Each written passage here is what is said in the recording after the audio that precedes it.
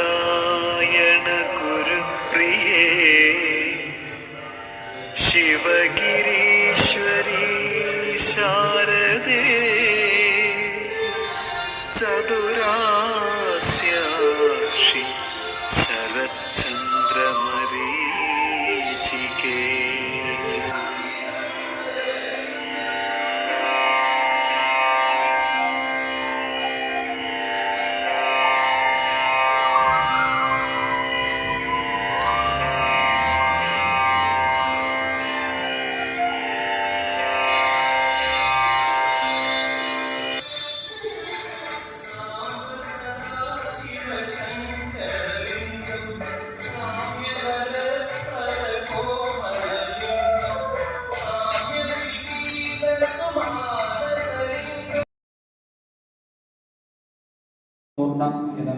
ശുഭം പ്രത്യക്ഷാക്ഷരവിഗ്രഹം ഗുരുവദം ധ്യായേതും ശാശ്വതം ശ്രീനാരായണ പരമഗുരവേ നമഃ. സംസാരനാമസ്മരായ നമഃ. മനുഷ്യവിഗ്രഹായ നമഃ. സത്വഗുണോത്തമായ നമഃ. ഇഷ്ടാത്മനേ നമഃ. വീതരാഗമക്രോധശോകമോകമാനസായ നമഃ. അവ്യായ നമഃ. നിർമ്മലായ നമഃ. നിഗമാന്തജ്ഞായ നമഃ. ജ്ഞാനോർത്തിലോകായ നമഃ. സച്ചിദാനന്ദസ്വരൂപായ നമഃ. ഗ്രാഹ്യായ നമഃ. ദേഹാത്മബുദ്ധിനിഹന്ത്രേ നമഃ. നാശിതാശേഷകന്മഷായ നമഃ. സംരക്ഷതായ നമഃ. സ്ഥൂലസൂക്ഷ്മകാരണശരീരാധികൃതായ നമഃ. കാരുണ്യസമ്പൂർണായ നമഃ. ബാഹ്യർമേന്ദ്രിയാധികൃതായ നമഃ. സുഗുണതദ്വ്യാധിഭൂതോത്തരായ നമഃ. അവസ്ഥാത്രയ സാക്ഷിണേ നമഃ. ദേവതീമനുഷ്യാവചിന്നാത്മനേ നമഃ. അവബോധമായ പ്രപഞ്ചായ മഹാന്മയാദികോശവിലക്ഷണായ നമഃ. വർണ്ണാശ്രമാദ്യാചാര്യവ്യവഹാരപരാമുഖായ നമഃ. സർവജ്ഞായ നമഃ. സർവശക്തദായ നമഃ. മാതാർത്തിഹരണായ നമഃ. ആനന്ദദായകായ നമഃ. വാസ്തവജ്ഞാനദായ നമഃ. ദൃഗ്രൂപായ നമഃ. ജഡബോധവർജിതായ നമഃ. സർവമുക്തദായ നമഃ. സത്കൃത്യജ്ഞാനദാനോത്കർഷായ നമഃ. അജ്ഞാനവിനാശവിജ്ഞാനായ നമഃ. വിക്ഷാന്തത്രേ നമഃ. യഥാർത്ഥജ്ഞാനദായ നമഃ. പ്രാന്തിജ്ഞാനവിനാശകായ നമഃ. ലോകവർത്തിനേ നമഃ. വിപരീതഗതികന്ധനേ നമഃ. സത്യമാർഗപ്രദായകായ നമഃ. ഭക്താമോദപ്രദായകായ നമഃ. പൂർണ്ണാദ്വൈതനിർവാഹിപരബ്രഹ്മവിദേ നമഃ. ക്ഷണപ്രഭുതഭോഗായ നമഃ. ബാഹ്യനിവൃത്യുദാസീനായ നമഃ. ആത്മനിഷ്ഠാവനായ നമഃ. ദുഷ്ടായ നമഃ. മായാവൃത്തിരതിരായ നമഃ. ആനന്ദസ്വരൂപായ നമഃ. ജ്ഞാനാമൃതപ്രദാത്രേ നമഃ. സർവലോകപ്രലോചിതായ നമഃ. ഇന്ദ്രിയാർത്ഥരഹിതായ നമഃ. ആത്മാനന്ദവിലീനാത്മനേ നമഃ. നിഷ്കളാത്മനേ നമഃ. ജന്മനാശ്രീതാനോത്തീർണഭവാർണവാനുച്ഛനായ നമഃ. ബ്രഹ്മഭിന്നവസ്തുബോധഹീനായ നമഃ. ശൈവാദിമതഭേദരഹിതായ നിർവ്യാപ്തമാനസികമലായ നമഃ. മോക്ഷോപദേശപ്രദായകായ നമഃ. ദുരാശാകൃതദൂരായ നമഃ. ജന്മകാലപ്രദശകായ നമഃ. ശിവിജപ്രാന്താശനാശകായ നമഃ. ത്രികാലജ്ഞായ നമഃ. വിരാവണജഗസേ നമഃ. യോഗീന്ദ്രവിദ്യായ നമഃ. കൃപാർദ്രഹൃദയായ നമഃ. അഘൗകരനാശായ നമഃ. സാക്ഷിണേ നമഃ. ശിഷ്യാദിവാസ്കരായ നമഃ. അജ്ഞാനാന്തജ്ഞാനനിഷ്ഠപ്രദായ നമഃ. ഷഡഭക്തവിഷയവിരക്തനായ നമഃ. കാമാദീന്യമദേഹബോധായ നമഃ. നിത്യാത്മനേ നമഃ. പ്രകാശം നിത്യാത്മബോധായ നമഃ. ഓം അജ്ഞാനനിഷ്ഫലബോധായ നമഃ. ദർശനമാത്ര ഭഗവദ്ധ്യാനവാസനപ്രദായകായ നമഃ. ദേഹമോഹവിനമുക്തായ നമഃ. പരാക്ഷവിഹീനായ നമഃ. ജ്ഞാനപ്രസംഗപ്രതിഷ്ഠാത്മനേ നമഃ. ശ്രുസിദ്ധബ്രഹ്മണേ നമഃ. വിബോധിതവർണതന്മായ നമഃ. പ്രമോദിതസജ്ജനായ നമഃ. ശുദ്ധജ്ഞാനഘനാചാര്യായ നമഃ. സങ്കല്പോദ്ധസമലോകവീക്ഷകായ നമഃ. യജ്ഞസ്യവിയായ നമഃ. കാലത്രയസമ്പൂർണായ നമഃ. അഖണ്ഡവസ്തുജ്ഞായ നമഃ. സർവോത്തമസ്തുതായ നമഃ. പ്രാണിംസവരാമുഖായ നമഃ. സ്നേഹസ്വരൂപായ നമഃ. സംസാരരോഗവിഷ്ണേ നമഃ. ബ്രാഹ്മണത്വജാതരഹിതായ നമഃ. സ്വയംപ്രകാശാഖണ്ഡബോധായ നമഃ. സത്യഗിരേ നമഃ. ശിവായ നമഃ. സമ്പൂർണ്ണയജ്ഞായ നമഃ. സ്വായത്തമനസ്കായ നമഃ. ധർമ്മസംസ്ഥാപകായ നമഃ. വിഷയവിരക്തദായ നമഃ. സുസ്വരൂപാജ്ഞപ്രാതിനിവാരകായ നമഃ. സ്വരപ്രമോദവരകർമ്മണേ നമഃ. അകൃത്യപരാമോദസംഗായ നമഃ. ഭക്തവത്സലായ നമഃ. സ്വാനുഭക്തിപണ്ഡിവാബോധായ നമഃ. പ്രീണിതാത്മനേ നമഃ. വിദ്യാസംവിദേ നമഃ. അഖണ്ഡ സച്ചിദാനന്ദ സ്വരൂപായ നമഃ. അഖണ്ഡ സച്ചിദാനന്ദ സ്വരൂപായ നമഃ. അഖണ്ഡ സച്ചിദാനന്ദ സ്വരൂപായ നമഃ. വിശ്വം വ്യാപിനമാതിദേവമനം നിത്യം പരം നിഷ്കളം നിത്യോപദസഹസ്രപത്രകമലേ യുക്താക്ഷരേ മണ്ഡപേ നിത്യാനന്ദമയ പുസ്തകേകലനയം സത്യം ശിവം സപ്രഭം ധ്യായേകം സമനം പരാ സ്വച്ഛന്ദ സർവാഗമം.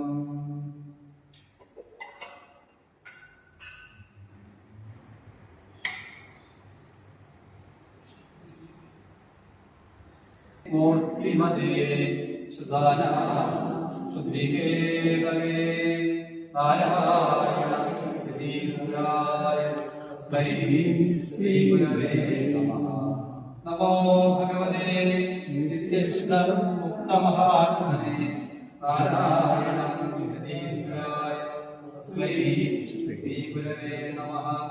മഹനീയ ചരിത്രായ മമതാത്മനെ നാരായണ യതീന്ദ്രായ തസ്മൈ ശ്രീ ഗുരവേ നമഃ. ശ്രീ ഉപദേശാന്തേ കടാക്ഷൈ ശിഷ്യസംഗയ ബ്രഹ്മവിദ്യാ കോവിതായ തസ്മൈ ശ്രീ ഗുരവേ നമഃ. പാദിനാം പാദിനേ പാശമ്യമാനാം പൗനഭാഗേ സർവലോകാനുപായ തസ്മൈ ശ്രീ ഗുരവേ നമഃ. യസ്യ നാഗപദേ സിദ്ധേ പാദാംബുജോ നമഃ. നാരായണ യതീന്ദ്രായ തസ്മൈ ശ്രീ ഗുരവേ നമഃ. ഓം നമോ ബ്രഹ്മാദിഭ്യോ ബ്രഹ്മവിദ്യാസമ്പ്രദായ കർത്തൃഭ്യോ വംശഋഷിഭ്യോ മഹദ്ഭ്യോ നമോ ഗുരുഭ്യഃ. സർവോപപ്ലവരഹിത പ്രജ്ഞാനഘന പ്രത്യഗത്തു ബ്രഹ്മൈവാസ്മി ബ്രഹ്മൈവാസ്മി. വേദവേദാന്ത ലക്ഷ്യാർത്ഥം ഭഗവാനുമാനുഷ പ്രണമ്യതേ മഹാബാഹോ. നാരായണ യതീശ്വര ശ്രീമന്നാരായണ സ്വാമി പാദാംബുജരിക്ഷണഃ സേവ്യതേ ജ്ഞാനസിദ്ധ്യർത്ഥം മോഹാവയമൗഷധം.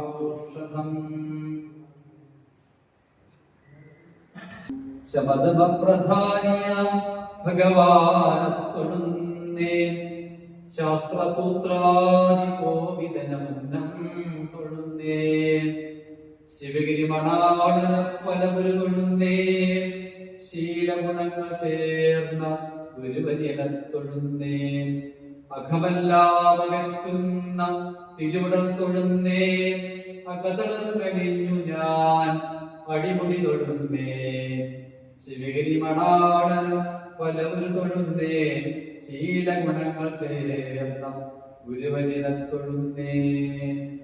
ഓം നമാമി നാരായണ പാദപങ്കജം കരോമി നാരായണ ജനം സദാ വദാമി നാരായണ നാമം സ്മരാമി നാരായണ തത്വമേയം അന്യഥാ ശരണം നാസ്തി ത്വമേവ ശരണം മമ തസ്മാത് കാരുണ്യഭാവേന രക്ഷ രക്ഷ മഹാഗുരു രക്ഷ രക്ഷ മഹാഗുരു രക്ഷ രക്ഷ മഹാഗുരു. ഓം ശിവഗിരി ശിഖരാഗ്രേ ദിവ്യപദ്മാസനസ്ഥം വരദമഭയഹസ്തം പാവമിത്വം സപാദം സുജനനികരസേവ്യം ചാരുകാരുണ്യനേത്രം കലികലശവിനാശം നോമി നാരായണാഖ്യം. അസതോ മാ സദ്ഗമയ തമസോ മാ ജ്യോതിർഗമയ മൃത്യോർമാ അമൃതം ഗമയ. ലോകാ സമസ്താ സുഖിനോ ഭവന്തു സമസ്ത ലോകാ സുഖിനോ ഭവന്തു സമസ്ത ലോകാ സുഖിനോ ഭവന്തു. ഓം കായേന വാചാ മനസേന ബുദ്ധ്യാത്മനാ വാ പ്രകൃതേ സ്വഭാവാത് കരോമി സകലം പരസ്മൈ നാരായണായ സമർപ്പയാമി. ശ്രീനാരായണായ സമർപ്പയാമി. സർവം ശ്രീ നാരായണായ സമർപ്പയാമി. ഓം സർവേ ഭവന്തു സുഖിനഃ സർവേ സന്തു നിരാമയഃ സർവേ ഭദ്രാണി പശ്യന്തു മാ കശ്ചിത് ദുഃഖഭാഗ് ഭവേത്. സർവേഷാം സ്വസ്തിർഭവതു സർവേഷാം ശാന്തിർഭവതു സർവേഷാം മംഗളം ഭവതു സർവേഷാം പൂർണ്ണം ഭവതു. ഓം ദ്യൗ ശാന്തിഃ അന്തരീക്ഷം ശാന്തിഃ പൃഥിവീ ശാന്തിഃ മോക്ഷദേ ശാന്തി വനസ്പതേ ശാന്തി വിശ്വേ ദേവാ ശാന്തി ശാന്തിരേതി ശാന്തി സമാശാന്തിരേതി ബ്രഹ്മശാന്തി. ഓം പൂർണ്ണമദഃ പൂർണ്ണമിദം പൂർണ്ണാത് പൂർണ്ണമുദച്യത്തെ പൂർണ്ണസ്യ പൂർണ്ണമാദായ പൂർണ്ണമേവാവശിഷ്യത്തെ. ഓം ശാന്തി ശാന്തി ശാന്തി. ഓം തസ്സ ശ്രീനാരായണ ഗുരുവർപ്പണമസ്തു.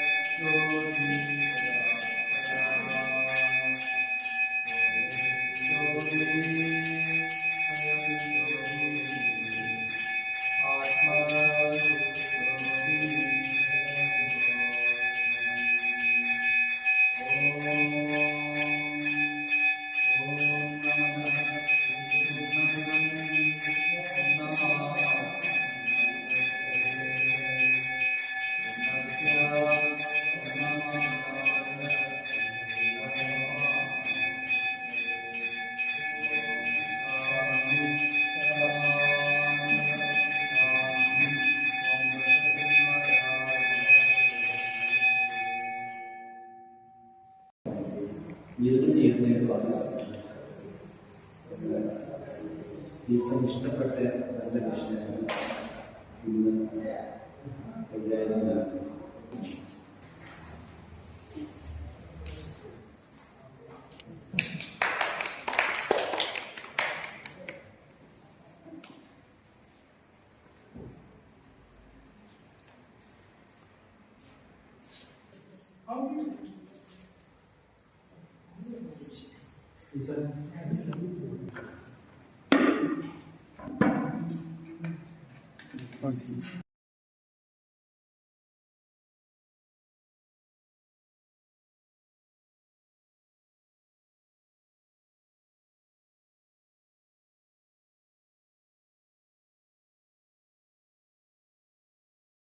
ഔദ്യോഗിക ജീവിതത്തിൽ നിന്നും പിന്മാറി വിരമിച്ച് ഇരിക്കുന്ന കാലഘട്ടം മുതൽ ഇന്ന് വരെയും ശ്രീനാരായണ ധർമ്മ പ്രചാരകയായി തെളിഞ്ഞു നിൽക്കുന്ന പൂത്തോട്ടയിലെ സുലേഖ ടീച്ചറാണ് ഇന്ന് നമുക്ക് ആ ആദി സൂര്യനെ വ്യക്തമാക്കി തരുന്നതിന് വേണ്ടി എത്തിയിരിക്കുന്നത്. അദ്ദേഹത്തിന് ഗുരുവിന്റെ പൂർണ്ണമായ അനുഗ്രഹം ജീവിതത്തിൽ ഉടനീളം സിദ്ധിച്ചിരിക്കുന്നത് കൊണ്ട് തന്നെയാണ് ഗുരുദർശനം പഠിപ്പിക്കുന്നതിന് വേണ്ടി ഓൺലൈനായും അല്ലാതെയും നിരന്തര യാത്രകളുമൊക്കെ ചെയ്തുകൊണ്ടിരിക്കുന്നത്. ധന്യമായ ജീവിതം എന്ന് വിശേഷിപ്പിക്കാവുന്ന ശ്രീമതി സുലേഖ ടീച്ചറെ ഞാൻ ആദ്യമായി ഈ വേദിയിലേക്ക് ഹാർദവമായി സ്വാഗതം ചെയ്യുകയാണ്. എല്ലാ വിഷയങ്ങളിലൂടെയും നാളിത്ര വരെയും നമുക്കെല്ലാം ശ്രവിക്കുവാൻ തക്കവണ്ണമുള്ള വിഷയങ്ങൾ കൊടുത്തുകൊണ്ട് പ്രഗത്ഭരായ പ്രശസ്തരായ അറിവിന്റെ നിറകുടമായിരിക്കുന്ന വ്യക്തികളെയൊക്കെ ഈ ആശ്രമത്തിൽ എത്തിച്ച് ഭക്തജനങ്ങൾക്ക് ആധുനിക ജീവിതത്തില് ഒരു നല്ല വ്യക്തിമുദ്ര പതിപ്പിച്ച് സ്വജീവിതം ധന്യമാക്കി തീർക്കുന്നതിന് വേണ്ടി തന്നെയുള്ള ശ്രമത്തിന്റെ ഫലമാണ് ഈ ജ്ഞാനയജ്ഞം എന്ന് നാമൊക്കെ കണ്ടറിഞ്ഞിട്ടുള്ളതാണ്. എല്ലാ ഭക്തജനങ്ങൾക്കും സുലേഖ ടീച്ചറിന്റെ അറിവ് നമ്മളിലൊക്കെ വേണ്ടി ആകാംക്ഷയോടെ എത്തിയിരിക്കുന്ന എന്റെ ആത്മാ സഹോദരങ്ങൾക്കൊക്കെ പ്രത്യേകമായിട്ട് നന്ദി ഒരിക്കൽ കൂടി രേഖപ്പെടുത്തുകയും വന്നിരിക്കൽ നിന്നുകൊണ്ട് എല്ലാ ധന്യമായ പ്രവൃത്തികൾക്കും കൂട്ടായി നിൽക്കുന്ന ഈ കർമ്മസേനയ്ക്ക് ശ്രമിക്കുവാൻ ഇനിയും ആളുകൾ എത്തുമെന്നുള്ള പ്രതീക്ഷയാണ്. അങ്ങനെ എത്താനിരിക്കുന്ന വ്യക്തികൾക്ക് കൂടി ഈ ചടങ്ങിലേക്ക് ഞാൻ സ്വാഗതം ആശംസിക്കുകയാണ്. ആദി സൂര്യനെ, ആ ഈശ്വര ചൈതന്യത്തിന്റെ ശക്തിയെ മുഴുവൻ ആവാഹിച്ച് അതെന്താണെന്ന് മനസ്സിലാക്കി മുന്നോട്ട് പോകുവാൻ ഇന്നത്തെ ഈ ചടങ്ങിലൂടെ എല്ലാവർക്കും കഴിയുമാറാകട്ടെ. എല്ലാവർക്കും ഒരിക്കൽ കൂടി ഈ ചടങ്ങിലേക്ക് മനസ്സ് നിറഞ്ഞ് സ്വാഗതം അർപ്പിച്ചുകൊണ്ട് നന്ദി, നമസ്കാരം.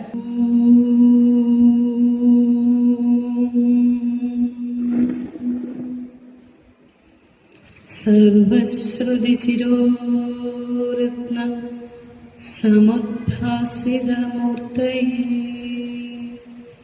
വേദാന്താംബുജസൂര്യായ തസ്മൈ ശ്രീ ഗുരവേ നമഃ. ഓം ശ്രീനാരായണ പരമഗുരവേ നമഃ. ഓം അഖണ്ഡ സച്ചിദാനന്ദ സ്വരൂപായ നമഃ.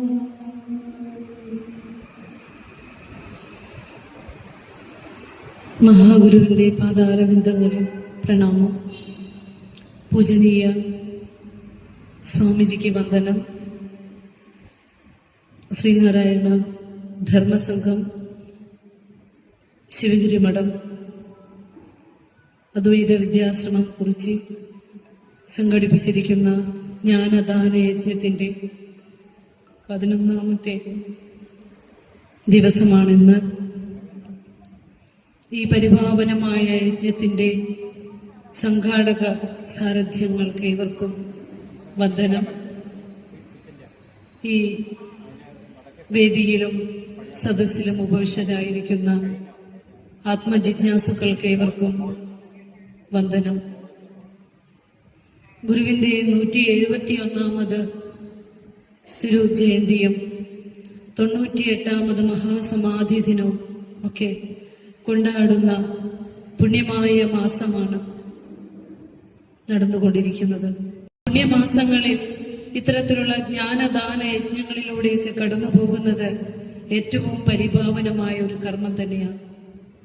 നമുക്കറിയാം, ഇന്ന് ശ്രീനാരായണ ഗുരുദേവ ദർശനം ലോകം മുഴുവൻ പ്രഭ ചൊരിഞ്ഞുകൊണ്ട് നിൽക്കുന്ന ഒരു കാലം കൂടിയാണത്. എപ്പോഴും ഗുരു പറഞ്ഞ വാക്കുകൾ അക്ഷരാർത്ഥത്തിൽ നമ്മൾ അനുസരിക്കുന്നുണ്ടോ എന്നുള്ളത് ചോദിച്ചാൽ ഇല്ല എന്ന് തന്നെ നമുക്ക് പറയാം. കാരണം ഗുരുവിന്റെ ബാഹ്യരൂപത്തെ ആരാധന ചെയ്യുന്നതിലും ഗുരു പുഷ്പാഞ്ജലികൾ അർപ്പിക്കുന്നതിലും ഗുരുവിനെ പ്രാർത്ഥിക്കുന്നതിലും ഒക്കെ എത്തി നിൽക്കുന്ന നമ്മുടെ മനസ്സ്, ഗുരു പറയുന്നു, ഗുരുവിന്റെ രസപ്പെടത്തെ അറിയണമെന്ന്. ഗുരുവിന്റെ രസപ്പെടത്തെ അറിഞ്ഞിരുന്നെങ്കിൽ, അവിടുന്ന് കനിഞ്ഞേകിയ ആ ആത്മാനന്ദ മധുമാധുരിയെ അറിഞ്ഞിരുന്നെങ്കിൽ ഇന്നിപ്പോ നമ്മുടെ മുന്നിലുള്ള കസേരകളൊക്കെ നിറഞ്ഞേനെ. അപ്പോ അതറിയുന്നതിൽ എവിടേക്കോ ഇരുട്ട് ബാധിച്ചിരിക്കുന്നു എന്ന് തന്നെ വേണം നാം പറയാനായിട്ട്. ധർമ്മ സംസ്ഥാപനാർത്ഥം അവതാരം കൈക്കൊണ്ട് ശ്രീ ഗുരു ധർമ്മത്തെ ആകെ കാച്ചിക്കുറുക്കി 4 വരികളിലായി നമുക്ക് തന്നു. ധർമ്മയേവ പരം ദൈവം, ധർമ്മയേവ മഹാധനം, ധർമ്മ സർവത്ര വിജയീ ഭവതു ശ്രേയസേ നൃണം. ഈ ലോകത്ത് ഏറ്റവും കൂടുതൽ വ്യാഖ്യാനങ്ങൾ ഉണ്ടായിട്ടുള്ള ഒരു പദമാണ് ധർമ്മം. എന്താണ് ധർമ്മം എന്നാണെങ്കിൽ, ഈ പ്രപഞ്ചത്തിലെ സമസ്ത ചരാചരങ്ങളെയും ചേർത്ത് കോർത്ത് നിർത്തുന്ന നിയമവ്യവസ്ഥ അല്ലെങ്കിൽ ജഗദീശ്വര ശക്തിയെയാണ് ധർമ്മം എന്ന് പറയുന്നത്. ആ ധർമ്മമാണ് പരം ദൈവം. അതിനപ്പുറം ഒരു ദൈവമില്ല. ആ ധർമ്മം നേടുക എന്നുള്ളതാണ് ഒരു മനുഷ്യന്റെ ജീവിതത്തിലെ ഏറ്റവും വലിയ സമ്പത്ത്. ഈ ധർമ്മമാണ് എവിടെയും വിജയം കൈവരിക്കുന്നത്. ഈ ധർമ്മമാണ് നമ്മളെ മനുഷ്യന്റെ ജീവിത ലക്ഷ്യമായ ശ്രേയസിലേക്ക് എത്തിക്കുന്നത്. ഇങ്ങനെ 4 വരികളിലായി ധർമ്മത്തെ കാച്ചിക്കുറുക്കി തന്ന ശ്രീ ഗുരുദേവൻ ഈ ധർമ്മത്തിന്റെ വ്യാഖ്യാനത്തിന് വേണ്ടിയാണ് 64-ലധികം കൃതികൾ നമുക്ക് തന്നിട്ടുള്ളത്. ഈ ധർമ്മത്തിന്റെ വ്യാഖ്യാനത്തിന് വേണ്ടിയിട്ടാണ് ധർമ്മസംഘങ്ങൾ തന്നിട്ടുള്ളത്. ശ്രീനാരായണ ധർമ്മസംഘവും ശ്രീനാരായണ ധർമ്മ പരിപാലന യോഗവും. ഇതിന്റെ വ്യാഖ്യാനത്തിന് വേണ്ടിയിട്ടാണ് നിരവധിയായ ക്ഷേത്രങ്ങൾ അവിടെ നിന്ന് നമുക്ക് തന്നത്. ഇതിനു വേണ്ടിയിട്ടാണ്, ഇതിനെ തെളിവാർന്നു പ്രകാശിക്കുന്നതിന് വേണ്ടിയിട്ടാണ് നിരവധി വിദ്യാലയങ്ങളും ആശ്രമങ്ങളും മഠങ്ങളും സഭകളും സങ്കേതങ്ങളും എല്ലാം തന്നെ ആ വലിയ സേന തന്നെ നമുക്ക് ഒരുക്കി തന്നത് ഈ ധർമ്മത്തെ സംസ്ഥാപനം ചെയ്ത് തരുന്നതിന് വേണ്ടിയാണ്. ഗുരുവിന്റെ നക്ഷത്രം തന്നെ ചതയം എന്നാണ്. ചതയം നക്ഷത്രത്തിന് സംസ്കൃതത്തിൽ പറയുന്ന പേര് ശതഭിഷക് എന്നാണ്. അല്ലെങ്കിൽ 100 ദിവ്യ നക്ഷത്രങ്ങൾ എന്നൊക്കെ നമുക്ക് ശബ്ദധാരാവലിയിൽ അർത്ഥം കാണും. ശതഭിഷക്. ഭിഷക് എന്ന് പറഞ്ഞാൽ വൈദ്യൻ എന്നാണ് അർത്ഥം. അതിന്റെ ചതുർത്ഥി വിഭക്തിയാണ് ഭിഷജഹ. നമ്മൾ പറയാറില്ലേ സംസാര രോഗ ഭിഷജേ നമ. ഭിഷക് ശബ്ദത്തിന്റെ ചതുർത്ഥി വിഭക്തി വരുമ്പോൾ അങ്ങനെയുള്ള ഭിഷഗ്വരനായിക്കൊണ്ട് നമസ്കാരം എന്ന് അല്ലെ. അപ്പോ ഈ രോഗത്തെ ശമിപ്പിക്കുന്നതിന് വേണ്ടി അവതാരം കൈക്കൊണ്ട ശ്രീ ഗുരുദേവൻ. എന്താണ് ഈ ലോകത്തെ രോഗം എന്നാണെങ്കിൽ നമുക്കറിയാം, മനുഷ്യന് രോഗം വന്നാല് ചികിത്സിക്കാനായിട്ട് ധാരാളം വൈദ്യന്മാരുണ്ട്. ഓരോ അവയവങ്ങളെയും ചികിത്സിക്കാൻ വൈദ്യന്മാരുണ്ട് അല്ലെ. പക്ഷെ ഈ ലോകത്തിന്റെ രോഗം ചികിത്സിക്കുന്നത് ആര്? അതിന് സാക്ഷാത് ജഗദീശ്വരന് മാത്രമേ സാധ്യമാകുകയുള്ളൂ. അങ്ങനെ ഈ സംസാര രോഗത്തിന് ഭിഷഗ്വരനായി എത്തിയിട്ടുള്ള ശ്രീ ഗുരുവിന് നമസ്കാരം എന്ന് ചൈതന്യ സ്വാമികള് ഗുരുപുഷ്പാഞ്ജലി മന്ത്രത്തിലൂടെ നമുക്ക് പറഞ്ഞു തന്നു.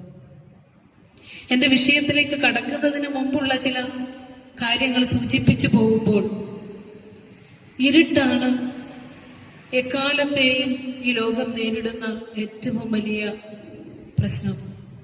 ഈ ഇരുട്ടിനുള്ള മരുന്ന് നിർദ്ദേശിച്ചു തന്നു ഗുരു. ഇപ്പോൾ 98ാമത് മഹാസമാധി 171ാമത് ജയന്തിയൊക്കെ ആഘോഷിക്കുമ്പോൾ ഈ മരുന്ന് നാം പൊതിഞ്ഞു കെട്ടി ഒന്നില്ലെങ്കിൽ ഒരു ചില്ലുകൂട്ടിൽ വെച്ച് പൂജ ചെയ്യുന്നുണ്ടാവും.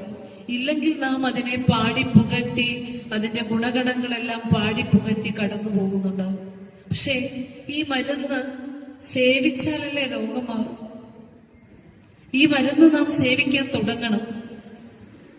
ഇത് സേവിച്ചു തുടങ്ങുമ്പോൾ നമ്മുടെ ജീവിതത്തിന്റെ ദുഃഖങ്ങളും ഈ പ്രപഞ്ചത്തിന്റെ ഇരുട്ടും ഈ ലോകം നേരിടുന്ന ഇന്നത്തെ ഇരുട്ടിനൊക്കെയുള്ള പരിഹാരം ഗുരുവിന്റെ ദർശനത്തിലുണ്ട്. അതിന്റെ ഒരു ചെറിയ എത്തിനോട്ടം നമുക്ക് ഇന്നത്തെ പഠനത്തിലൂടെ ഒന്ന് മനസ്സിലാക്കാൻ ശ്രമിക്കാം. 1925 തന്നെ ഈ ഇരുട്ട് മാറാനുള്ള വഴി, ഇതിനുള്ള പരിഹാരം ശ്രീ ഗുരുവിനോട് അപേക്ഷിക്കുന്നുണ്ട് ഗുരുവിന്റെ ശിഷ്യഗണങ്ങള്. ആത്മാനന്ദ സ്വാമി, ബോധാനന്ദ പ്രഭൃതികള് ഗുരുവിനോട് ഈ ലോകത്തിന്റെ ഇരുട്ട് മാറ്റാൻ എന്താണ് മാർഗം ഭഗവാനെ എന്ന് ചോദിക്കുന്നുണ്ട്.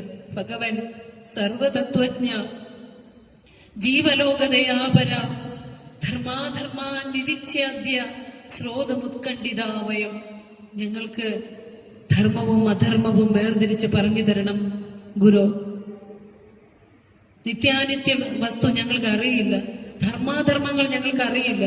അതുകൊണ്ട് അതിനെ ഞങ്ങൾക്ക് വിവേചിച്ച് തരണമെന്ന് പറയുന്നതോടൊപ്പം തന്നെ ഏതെല്ലാം കാര്യങ്ങളിലാണ് ധർമാധർമ്മ വിവേചനം വേണ്ടത് എന്നുകൂടി സ്പെസിഫൈ ചെയ്ത് കൊടുക്കുന്നുണ്ട് ശിഷ്യഗണങ്ങള്. ബോധാനന്ദാദി, ആത്മാനന്ദാദി ശിഷ്യപ്രഭൃതികൾ. അതിൽ ആദ്യം പറഞ്ഞത്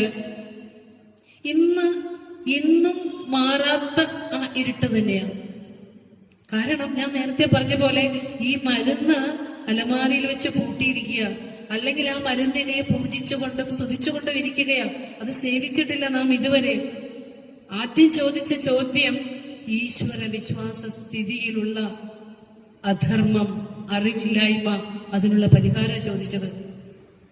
ഈശ്വര വിശ്വാസ സ്ഥിതിയിലുള്ള അധർമ്മം. യഥാകാമം ചരന്ത്യേകേ ശൗചാചാരാദിവർജിതാഃ അനേകദേവ വിശ്വാസാത് ഉന്മത്താ ഇവ സർവദഃ. ഇതായിരുന്നു 1925 അവസ്ഥ. ഇത് കേൾക്കുമ്പോൾ നമുക്ക് ഇന്ന് ആ അവസ്ഥയ്ക്ക് മാറ്റം വന്നിട്ടുണ്ടോ? അതായത് ബാഹ്യവും ആഭ്യന്തരവുമായ ശുചിത്വമില്ലാതെ അനേക ദൈവങ്ങളെ വിശ്വസിച്ചുകൊണ്ട് ഉന്മത്തനെ പോലെ ദൈവത്തെ തേടി ഓടി നടക്കുന്ന മനുഷ്യരെ നമുക്ക് കാണാം. ദൈവം എന്താണെന്നുള്ള അറിവില്ലായ്മ ഇന്ന് നമുക്കുണ്ട്. നമ്മളെ സംബന്ധിച്ചിടത്തോളം ഈശ്വരൻ എന്താന്ന് ചോദിച്ചാൽ പല ദൈവങ്ങളും നമുക്കുണ്ട്. അവർ ഓരോരുത്തരും നമുക്ക് പല പല കാര്യങ്ങൾ സാധിച്ചു തരാനുള്ള ഉപാധികൾ മാത്രമായിട്ടാണ് നാം ദൈവത്തിനെ ആരാധന ചെയ്യുന്നത്. ഇന്നും അതിന് മാറ്റം വന്നിട്ടില്ല. ഗുരു അന്ന് തന്നെ പറഞ്ഞു, ദൈവം ഒന്നേ ഉള്ളൂ എന്നത് ഓരോ മനുഷ്യന്റെയും മനസ്സുകളിലേക്ക് പതിയുന്നതിന് വേണ്ടി ഗുരു പറഞ്ഞു.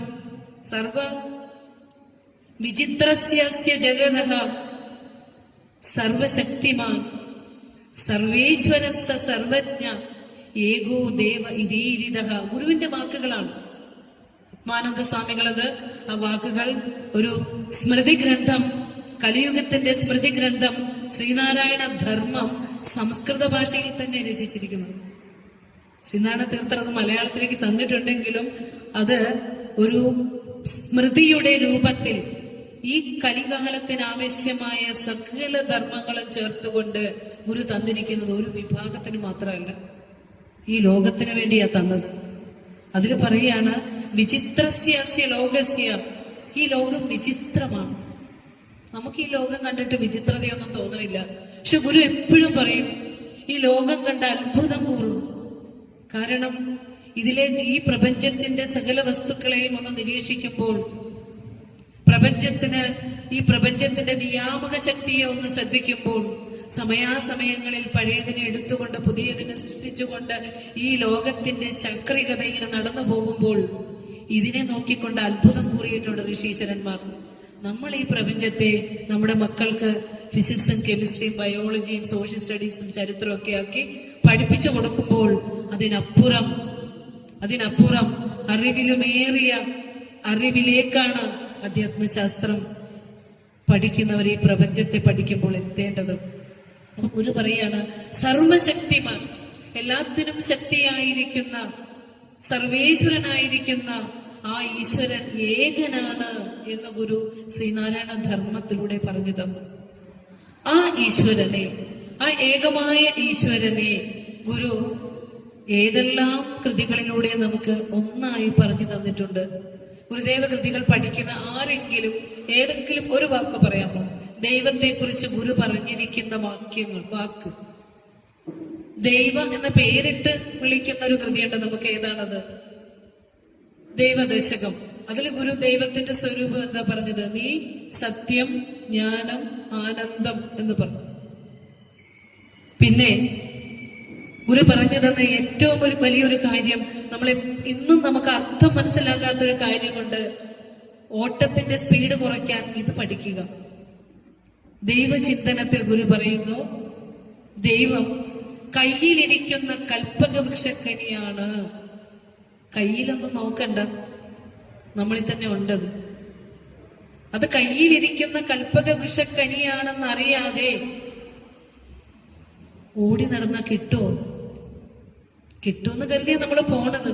പരീക്ഷ പാസ്സാകാൻ ഒരിടത്ത്, കല്യാണം നടക്കാൻ ഒരിടത്ത്, സമ്പത്ത് കിട്ടാൻ ഒരിടത്ത്, ജോലി കിട്ടാൻ ഒരിടത്ത്. അത് ഓട്ടത്തിന്റെ ഇടയില് ഒരു അന്ത്യത്തിരി പോലും കത്തിക്കാനിടയില്ലാത്ത ക്ഷേത്രങ്ങളൊന്നും നമുക്ക് വേണ്ട. അവിടെ ദൈവത്തിനും പാവം നിർധനത്വം കൽപ്പിച്ച് അവിടെ നിന്നൊക്കെ നമ്മൾ ഓടും. ധനമുള്ളിടത്തുകൊണ്ടേ നമ്മുടെ ധനം കൊടുക്കുകയും ചെയ്യും. ഇതൊക്കെ ഇരുട്ടല്ലേ? ക്ഷേത്രത്തിലേക്ക് നമുക്ക് പോകാം, ശാന്തമായിരിക്കാം, സ്വസ്ഥമായിരിക്കാം. അതിന് ഏറ്റവും ശാന്തവും സ്വസ്ഥവുമായിരിക്കുന്ന ഏകാന്തമായിരിക്കുന്ന ക്ഷേത്രങ്ങളല്ലേ ഈശ്വരനെ പ്രാർത്ഥിക്കാൻ ഏറ്റവും എളുപ്പമായിട്ടുള്ളത്. ബഹളമുള്ളിടത്താണോ? പക്ഷെ നമ്മുടെയൊക്കെ ഓട്ടം എങ്ങോടാ? അവിടെ ചെന്ന് ചോദിക്കുമ്പോഴാ കിട്ടുള്ളെന്നാണ് നമ്മുടെ വിചാരം. ഗുരു പറയുന്നു, ഈശ്വരൻ കയ്യിലിരിക്കുന്ന കൽപ്പക വൃക്ഷക്കനിയാണ്. എന്താ കൽപ്പക വൃക്ഷം? ചോദിക്കാതെ തന്നെ എല്ലാം തരുന്ന കനി. അത് നമ്മളിൽ ഇരിക്കുന്ന ആത്മചൈതന്യം തന്നെയാണ്. ഏത് ക്ഷേത്രത്തിൽ ചെന്ന് കണ്ണടച്ച് പ്രാർത്ഥിക്കുമ്പോഴും ആത്മദേവനോടാണ് പ്രാർത്ഥിക്കുന്നത് എന്ന് പോലും നമുക്കറിയില്ല. അതാണ് ഗുരു നമ്മളെ പഠിപ്പിച്ചു തരുന്നത്. ഈ കൽപ്പകവൃക്ഷക്കനിയെ കോടി സൂര്യപ്രഭയാർന്ന് പ്രകാശിക്കുന്ന ആ കൽപ്പകവൃക്ഷക്കനി ഇരുളാർന്നിരിക്കുകയാണ്. അതിനെ ഭക്ഷിക്കാതെ, അതിനെ അറിയാതെ കാഞ്ഞിരക്കനിയെ തേടി ഭക്ഷിച്ച് വിഷം കൊണ്ട് മരിക്കുന്നു.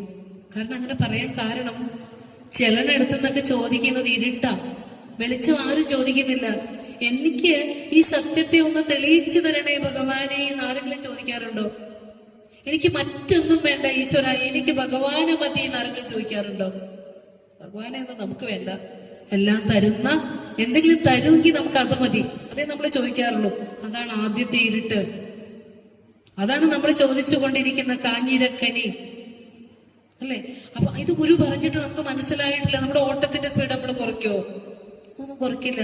ഒരു പ്രഭാഷണം കൊണ്ടോ 100 പ്രഭാഷണം കൊണ്ടോ ഇനി എത്ര ജന്മം കഴിഞ്ഞാലും നമുക്കിത് മനസ്സിലാകൂ ഗുരു പറഞ്ഞതിന്റെ പൊരുളെന്ന് അറിയില്ല. അതുപോലെ തന്നെ ഗുരു ഈ ദൈവത്തെ പരിചയപ്പെടുത്തി തന്നു.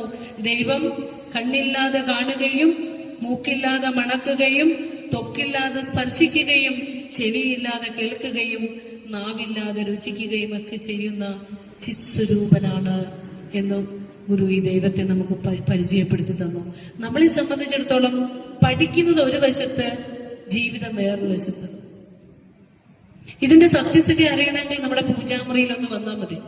ഞാൻ പലപ്പോഴും പലയിടത്തും ചെല്ലുമ്പോൾ ആ വീട് ആകെ ഒന്ന് നോക്കാറുണ്ട്. നോക്കുമ്പോൾ നമ്മൾ ഇപ്പോഴും നമ്മളുടെ മുൻപിൽ നിരത്തി വെച്ചിരിക്കുന്ന രൂപങ്ങളും നാമങ്ങളും ഒക്കെ നമ്മുടെ ഭൗതിക സുഖഭോഗപരതയ്ക്ക് വേണ്ടിയിട്ടാണ്. എവിടെയെങ്കിലും ഒരു മൂലയ്ക്ക് ഗുരു ഉണ്ടെങ്കിലുണ്ട്. ഈ ദൈവങ്ങളെയൊക്കെ കാട്ടിത്തന്ന, പറഞ്ഞു തന്ന, അറിവിലുമേറിയ അറിവായ പരമഗുരുവിനെ പാതാരവിന്ദങ്ങളിൽ നമസ്കരിച്ചുകൊണ്ട് ആ പരമചൈതന്യത്തെ എനിക്ക് വെളിവാക്കി തരണമേ സദ്ഗുരു എന്നാണ് നമ്മൾ പ്രാർത്ഥിക്കേണ്ടത്. അപ്പോ ദൈവവിശ്വാസ സ്ഥിതി ഒന്നേ അറിയാനുള്ളൂ, ഏകമായ ഈശ്വരൻ അതൊന്നേ ഉള്ളൂ. സ്വസ്ഥവും ശാന്തവുമായി മനുഷ്യ ജീവിതത്തിൽ ഇരുന്നു കൊണ്ട് അവനവനിലെ സ്വരൂപത്തെ തെളിയിക്കാൻ ഏതെങ്കിലും ഒരു മൂർത്തിയെ ആരാധന ചെയ്താൽ മതിയാവും. ഓടി നടക്കേണ്ട ആവശ്യമില്ല. അതിന് നമ്മുടെ മുൻപിൽ ശ്രീ ഗുരു ഉണ്ട്. ഈ ശാന്തമായ കുറിച്ചി ആശ്രമ പരിസരം വൈകുന്നേര സമയങ്ങളിലൊക്കെ വന്ന് ആ ഗുരുപൂജ ഹാളിൽ ഇരുന്നു കൊണ്ട്, കണ്ണടച്ചിരുന്നു കൊണ്ട്, ധ്യാന മന്ത്രങ്ങൾ ഉരുവിട്ടുകൊണ്ട് ഇരുന്നാല് എത്ര നേരം ഇരുന്നാലാ നമുക്ക് മതിയാവും. അത്രയും പുണ്യം ചെയ്തവരാണ് ഈ പ്രദേശവാസികള് എന്നോർത്തു പോവുകയാണ്. ശിവഗിരി മഠത്തിന്റെ തന്നെ ഒരു ആശ്രമം ഈ പുണ്യമായ സ്ഥലത്തുള്ളപ്പോൾ നമ്മൾ എന്തിനാ വിഷമിക്കുന്നത്? എന്തു ദുഃഖമാണ് നമുക്കിനി ഉണ്ടാവാനുള്ളത്? സർവ്വ ദുഃഖങ്ങളും ആ ഗുരുവിന്റെ പാതാരവിന്ദങ്ങളിൽ സമർപ്പിക്കാനുള്ള വലിയൊരു തിരിച്ചറിവ് നമുക്ക് വേണം. ആദ്യം ദൈവവിശ്വാസ സ്ഥിതിയിലുള്ള ഇരുട്ടിനെ കുറിച്ച് ചോദിച്ചു. പിന്നെ ചോദിക്കുന്നത് ജാതിയെയും മതത്തെയും കുറിച്ചുള്ള ഇരുട്ടിനുള്ള പരിഹാരമാണ്. ഇവിടെ മൗലവി സാഹിബ് മതദർശനമൊക്കെ നിങ്ങളടുത്ത് പറഞ്ഞു കാണും, അല്ലെ? പറഞ്ഞിട്ടുണ്ടാവും, അതിനെക്കുറിച്ചൊക്കെ വിവരിച്ച് പറഞ്ഞിട്ടുണ്ടാവും. പക്ഷെ ഗുരുവിനോട് ശിഷ്യഗണങ്ങൾ ചോദിക്കുന്നുണ്ട്, ജാതിയെ കുറിച്ച്, മതത്തെ കുറിച്ചുള്ള അന്ധവിശ്വാസങ്ങളും തെറ്റായ ധാരണകളും ഇന്ന് ഈ ലോകത്തെ ഇരുട്ടാണ് ഗുരു, അത് മാറ്റിത്തരണം, അതിനുള്ള പരിഹാരം പറയണമെന്ന്. ഗുരു ജാതിയെ കുറിച്ച് പറഞ്ഞപ്പോൾ ഗുരു ശിഷ്യഗണങ്ങൾ തന്നെ സൂചിപ്പിച്ചിട്ടുണ്ട്. കാരണം നമ്മൾ ഗുരുവിനെ പഠിക്കുമ്പോൾ ഗുരുവിന്റെ ശിഷ്യഗണങ്ങളെ കൂടി പഠിക്കണം. അവര് ഗുരുവിനോടൊപ്പം തന്നെ മനുഷ്യ സമൂഹത്തിന്റെ നന്മയ്ക്ക് വേണ്ടിയും ശാന്തമായ ജീവിതത്തിന് വേണ്ടി ആഗ്രഹിച്ചവരും നടന്നവരുമാണ്. ഗുരുവിന്റെ പാത പിന്തുടർന്നവരാണ് അവര്. ഈ കാലഘട്ടത്തെ, ഈ കലിയുഗത്തെ 4,32,000 വർഷമാണ് കലിയുഗമെങ്കിൽ വെറും 5,000 വർഷമേ കടന്നുപോയിട്ടുള്ളൂ. ഈ കലിയുഗത്തിന്റെ കാലലീലകൾക്കുള്ള പരിഹാരം തന്ന ഒരു ഋഷീശ്വരനെ പഠിക്കാനും അറിയാനും ഭാഗ്യം ചെയ്ത പുണ്യാത്മാക്കളെന്നാണ്. അത് മറന്നു പോകണ്ട.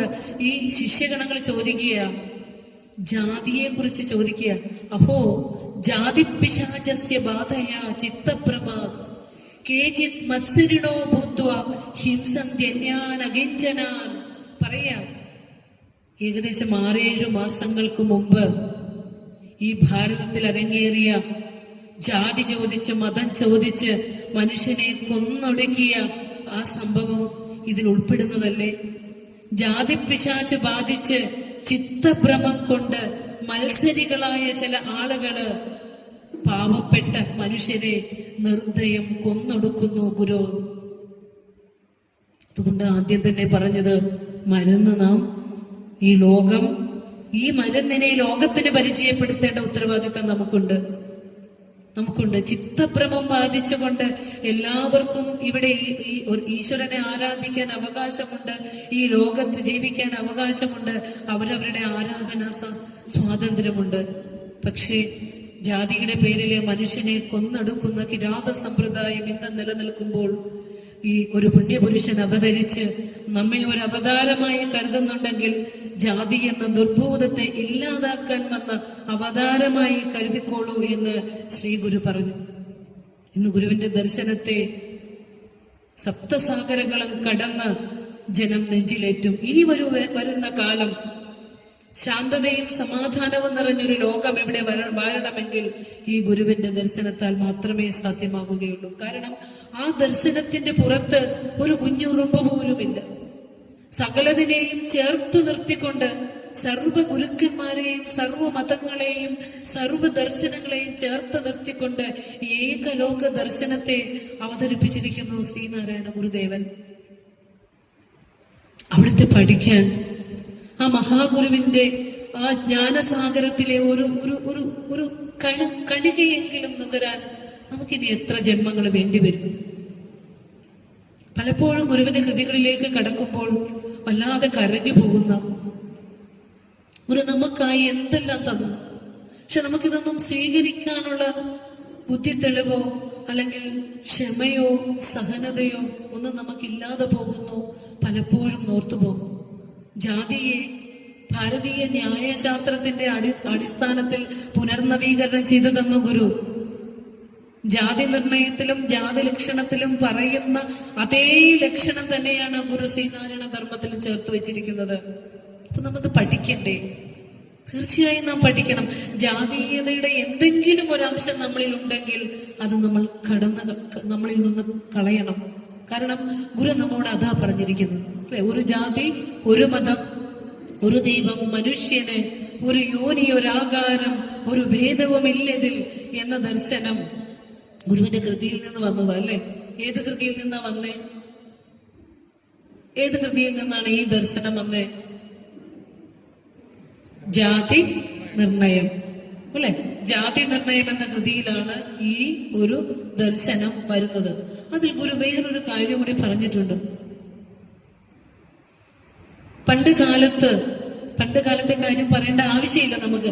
എന്നാലും ഗുരുവിന്റെ കൃതികളിലൂടെ കടന്നു പോകുമ്പോൾ പണ്ട് ആരാധനാ സൗകര്യം ഇല്ലാതിരുന്നു. അത് നമ്മൾ ഇനി പാടി നടന്നിട്ട് കാര്യമില്ല.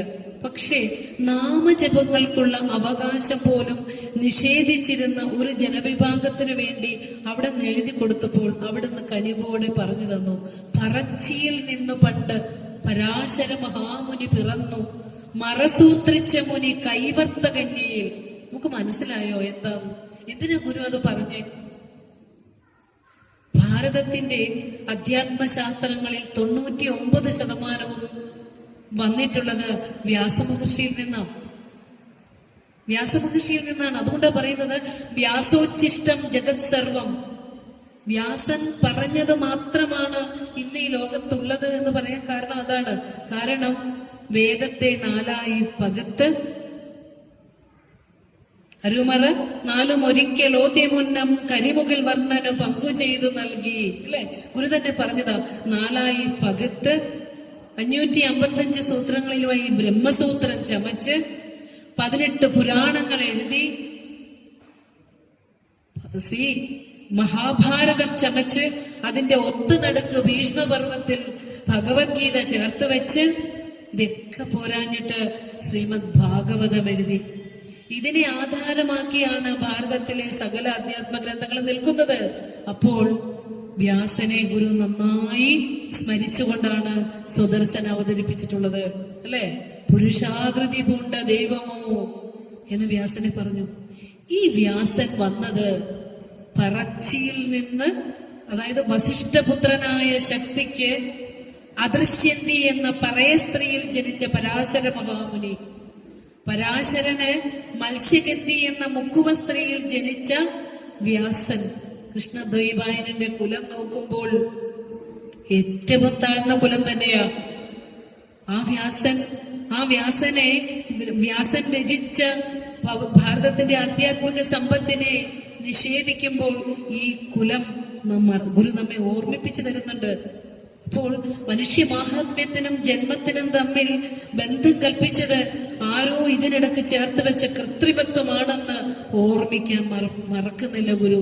അതാണ് പറഞ്ഞത്, പറച്ചിയിൽ നിന്നു പണ്ട് പരാശര മഹാമുനി പിറന്നു, മറസൂത്രിച്ച മുനി. മറ, വേദത്തെ 554 സൂത്രങ്ങളായി തിരിച്ച ആ വ്യാസമുനി പിറന്നത് കൈവർത്ത കന്യയില, മത്സ്യകന്യകയില പിറന്നേ.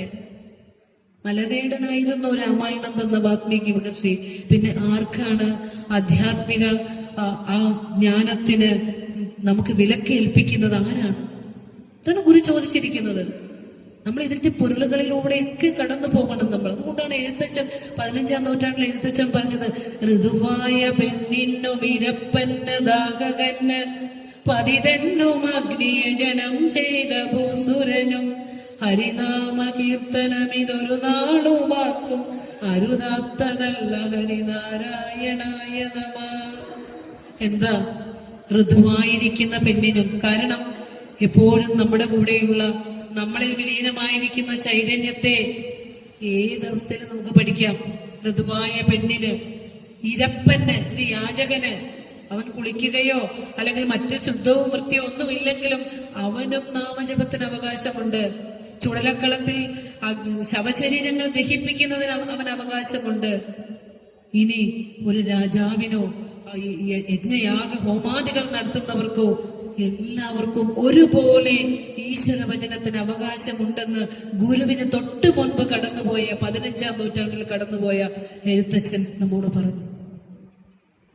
ഇതൊക്കെ നാം പഠിക്കണം, അറിയണം. എല്ലാത്തിൻ്റെയും വേദസാര സംഗ്രഹമാണ് ഗുരുവിന്റെ കൃതികൾ. ഭാരതത്തിന്റെ അധ്യാത്മജ്ഞാന സമ്പത്തിനെ മുഴുവൻ എടുത്തിട്ട്, അതിന്റെ സത്ത എടുത്തിട്ട് ആറ്റിക്കുറുക്കി തന്നിരിക്കുന്ന ഗുരുവിന്റെ കൃതികളിലൂടെ. ഓടണ്ട, എങ്ങടേക്കും ഓടണ്ട. ഇതിനകത്ത് തന്നെ സർവ്വതും ഗുരു ഉൾക്കൊള്ളിച്ചു വെച്ചിട്ടുണ്ട്.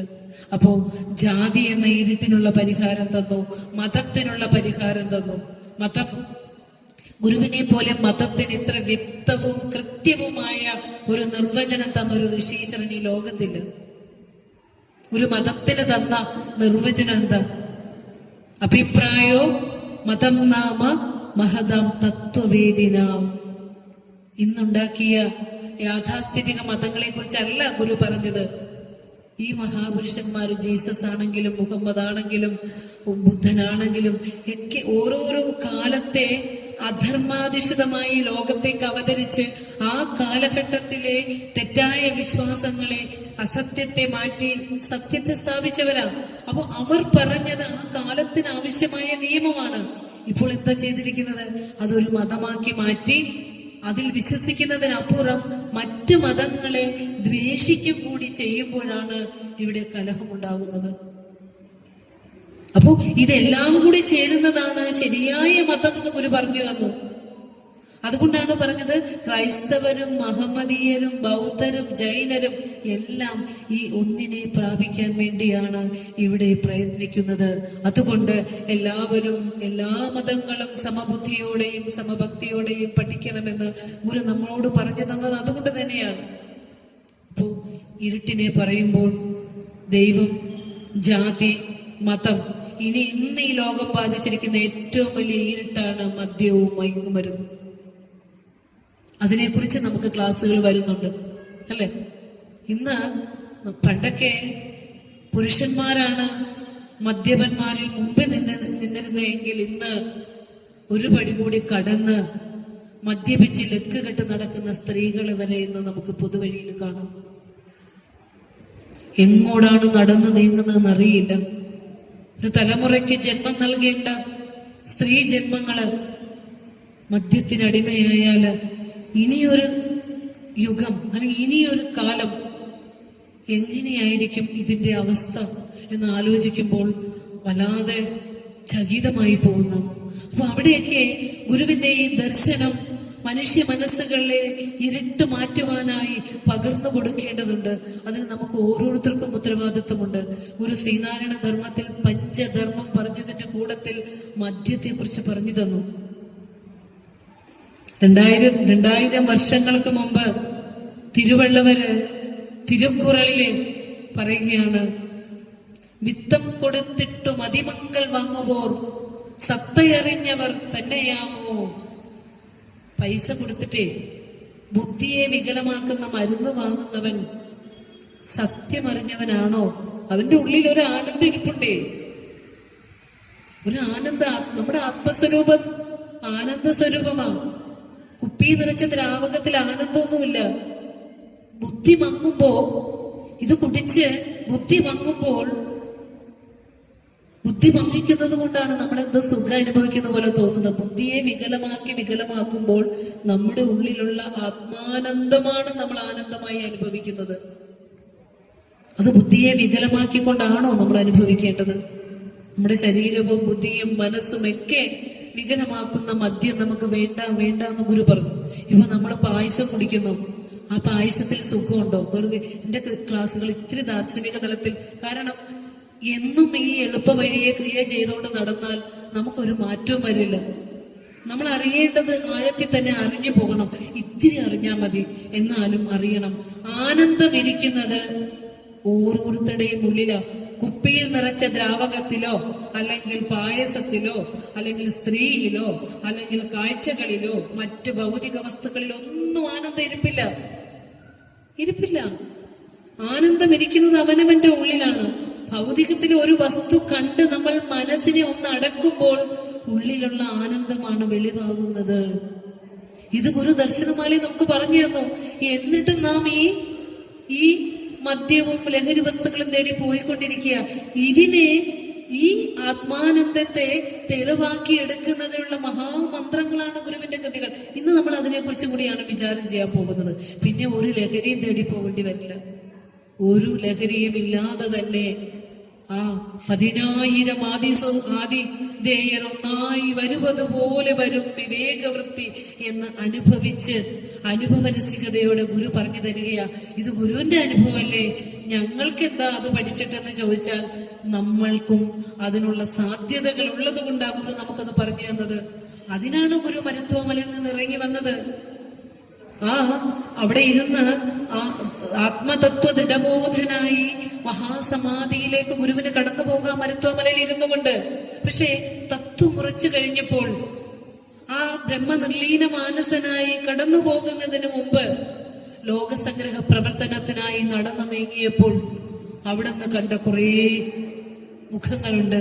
കുളിക്കാൻ അറിയില്ലാത്ത, ഈശ്വരാരാധനക്ക് അവകാശമില്ലാത്ത, വഴിയിലൂടെ നടക്കാൻ പറ്റാത്ത, നേരെ ചൊവ്വേ വസ്ത്രം ധരിക്കാൻ പറ്റാത്ത ഒരു ജനവിഭാഗത്തിന്റെ ഓർമ്മ മഹാഗുരുവിന്റെ മനസ്സുകളിലേക്ക് വന്നപ്പോൾ, ആ കണ്ണുകളിൽ അനുകമ്പ നിറഞ്ഞപ്പോൾ, തന്നാൽ കരേറ്റേണ്ടുന്നവരെത്ര പേരി താഴത്തു പാഴ്ചയത്തിലമർന്നിരിക്കെ താൻ ഒറ്റയിൽ ബ്രഹ്മപദം കൊതിക്ക തപോനിധിക്കെന്തൊരു ചാരിതാർത്ഥ്യം എന്ന് ചിന്തിച്ചുകൊണ്ട് ആത്മതപസ് ബലി ചെയ്തുകൊണ്ട് ആ മഹാസമാധി പിന്നെയാട്ടെ എന്ന് പറഞ്ഞുകൊണ്ട് അരുവിപ്പുറത്തുനിന്ന് ഇറങ്ങി വന്ന് നമുക്കിതൊക്കെ പറഞ്ഞു തന്നിട്ടും നാം ആനന്ദം തേടി എവിടെയാ പോണേ? നമ്മൾ ആനന്ദം തേടി എവിടെയാ പോണേ? ഈ ഗുരുപാദങ്ങളിലേക്ക് അണയുവാൻ നമുക്ക് സാധിച്ചിട്ടുണ്ടോ? സാധിച്ചിട്ടില്ലെങ്കിൽ മഹാഗുരുവിന്റെ മുൻപിൽ ചെല്ലുമ്പോ തന്നെ ചോദിക്കുക, ഭഗവാനെ, എനിക്ക് ശ്രേഷ്ഠമായ മനുഷ്യജന്മം തന്നില്ലേ? ശക്തിമത്തരമായ ഒരു അന്ധകരണം എനിക്ക് തന്നില്ലേ? ഞാനൊരു മൃഗമായിട്ട് ജനിച്ചില്ലല്ലോ. അടിച്ചു കൊല്ലുന്ന ഒരു കൊതുകായിട്ടോ തിരുമ്മിക്കൊല്ലുന്ന ഒരു ഉറുമ്പായിട്ടൊന്നും ജനിച്ചില്ലല്ലോ. വളരെ ശക്തിമത്തരമായ അന്ധകരണമുള്ള ഒരു മനുഷ്യജന്മമായിട്ട് ഞാൻ ജനിച്ചിട്ടും എന്തുകൊണ്ടാണ് എനിക്ക് എന്നെ തന്നെ, എന്റെ ഉള്ളിലുള്ള ആ ആത്മീയ അംശത്തെ വെളിവാക്കാൻ പറ്റാത്തത്? വെറുതെ ഒന്ന് ചോദിച്ചു നോക്കിയേ. ഇരുട്ടപ്പ തന്നെ മാറും. ഒന്നുമില്ലെങ്കിലും നമ്മുടെ ബാധിച്ചിരിക്കുന്ന ദുഃഖത്തിനെങ്കിലും ഒരു ശമനം കിട്ടും. അതല്ലാതെ നമ്മുടെ ധനവും നമ്മുടെ ശരീരത്തിന്റെ ആരോഗ്യവും ഒക്കെ കളഞ്ഞുകൊണ്ട് ദൈവത്തിനെ തേടിയുള്ള ഓട്ടം, ആ ഇരുട്ട് കുറച്ചൊന്ന് കുറയ്ക്കുക. ഇത് 25 പറഞ്ഞിട്ട് ഇന്നിപ്പോ 2025 100 വർഷം തികയാം. ഓടുന്നവര് കുറച്ചൊന്ന് സ്പീഡ് കുറയ്ക്കുക. എന്നിട്ട് ശാന്തവും സ്വസ്ഥവുമായിരിക്കാൻ പറ്റുന്നിടത്ത് നമ്മളത് ഇരിക്കുക തന്നെ വേണം. എന്നാലേ നമുക്ക് യഥാർത്ഥ ഈശ്വരൻ എന്തെന്ന് മനസ്സിലാക്കുകയുള്ളൂ. എന്റെ വിഷയത്തിലേക്ക് കടക്കുമ്പോൾ ഇരുളിനെ ഈർന്നെഴും ആദിസൂര്യൻ എന്ന ഈ വിഷയം വരുന്നത് ആത്മോപദേശ ശതകത്തിലെ 35 ശ്ലോകത്തിലാണ് അല്ലെ. ഗുരു അനുഭവിച്ച ആത്മീയ ആനന്ദത്തെ വെളിപ്പെടുത്തുന്ന പറയുന്ന ആ ഒരു ശ്ലോകം, അത് നമ്മൾക്ക് വേണ്ടിയാണ് തന്നിരിക്കുന്നത്. ഒരു ചൊല്ലാമോ? അതറിയാമോ? പഠിച്ചിട്ടുള്ളവരാരെങ്കിലും ഉണ്ടോ? 35 ശ്ലോകം ഒന്ന് ഏറ്റു ചൊല്ലാമെന്ന് ചൊല്ലുകയുള്ളൂ. ഒരു 10,000 വരുവതുപോലെ വരും വിവേകവൃത്തി, ഇരുളിനെ മൂടും അനിത്യമായ അറിവിനെ മൂടും അനിത്യമായ ഈ ഇരുളിനെ ഈർന്നെഴും ആദിസൂര്യനത്രേ.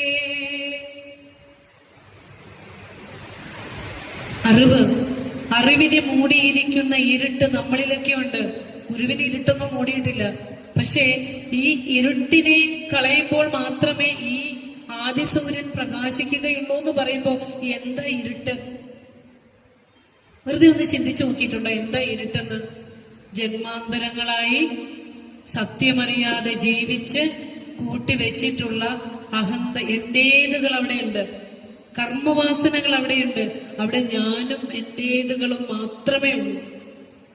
എന്റെ കുടുംബവും, എന്റെ മതം, എന്റെ കുഞ്ഞുങ്ങൾ, എന്റെ ജാതി, എന്റെ രാഷ്ട്രീയം, തൊട്ടപ്പുറത്തുള്ള ഒന്നിനെയും അംഗീകരിക്കാൻ നമുക്ക് പറ്റില്ല.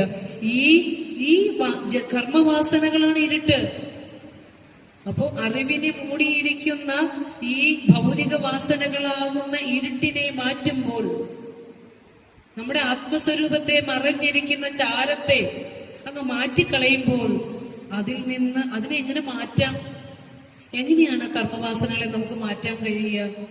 ജപം, ധ്യാനം, പ്രാർത്ഥന, ഇതൊക്കെ കൊണ്ട് നമുക്ക് നമ്മളുടെ സ്വരൂപത്തെ മൂടിയിരിക്കുന്ന ഇരുട്ടിനെ കുറേയൊക്കെ കുറയ്ക്കാൻ പറ്റും.